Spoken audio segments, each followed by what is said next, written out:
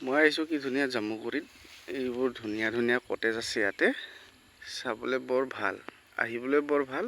কোনোবা যদি অহা নাই আহি চাব পাৰে। মই ধুনীয়াকৈ দেখাই দিছোঁ অকণমান।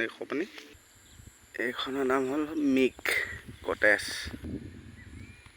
এইখনৰ নাম হ'ল গজৰাজ, আৰু আছে এনেকুৱা বহুত ধৰণৰ আছে, দেখাই দি আছোঁ চাব পাৰে।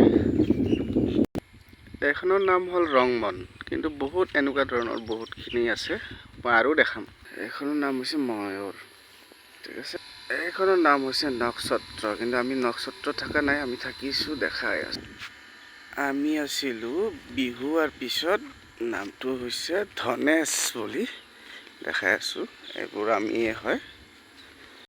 এইটো আৰু আছে, মই দেখা নাই, ভিতৰখিনি অকণমান দেখাই দিছোঁ, চাই ল'ব। তো এনেকৈ আমাৰ ইয়াৰ ৰুম চাব পাৰে। এটা হৰ্ণবিলৰ এনে ধুনীয়াকৈ বনাই দিছে। আমি আছিলোঁ এনেকৈ অকণমানি চবকৈ,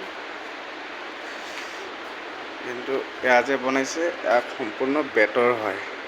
এইবোৰ পূৰা বেত, ওপৰত বেত, এনেকৈ আমি আছিলোঁ। কোনোবা যদি অহা নাই আহিব পাৰে, ইয়াতে ধুনীয়াকৈ চাব আহিব, থাকি যাব এক ৰাতি। ধুনীয়া খোৱা মেলা ৰেষ্টুৰেণ্টো আছে, ৰেষ্টুৰেণ্ট।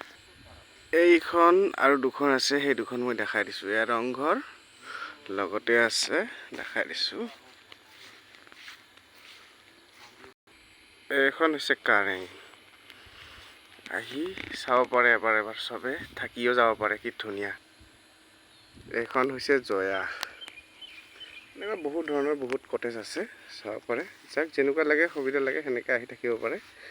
মই গোটেই দেখাই দিছোঁ এনে ভিউটো।